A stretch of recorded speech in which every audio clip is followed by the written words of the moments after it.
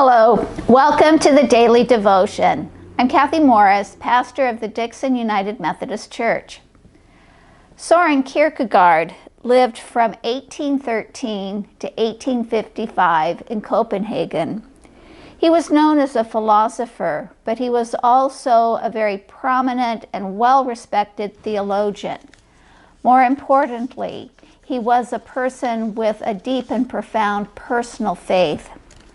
He wrote many prayers, and his prayers have both a sweetness and a truthfulness that I would say also gives them a freshness.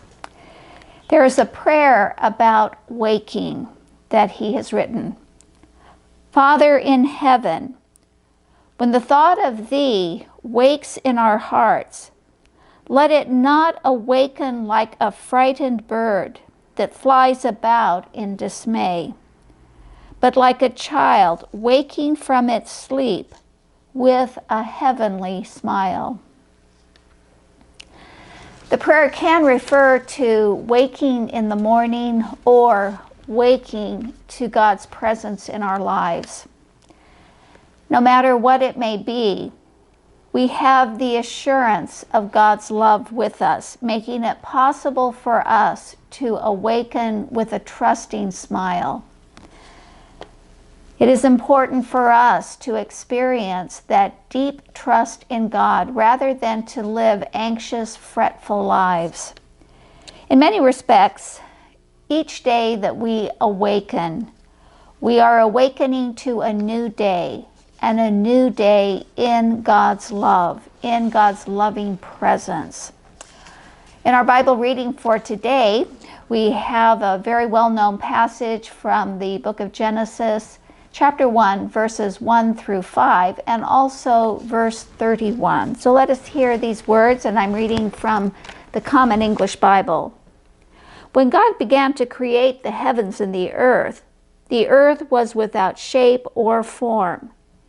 It was dark over the face of the deep sea, and God's wind swept over the waters.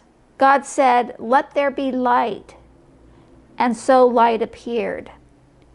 God saw how good the light was. God separated the light from the darkness.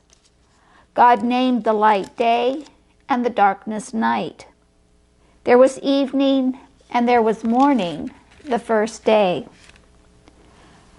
God saw everything God had made. It was supremely good.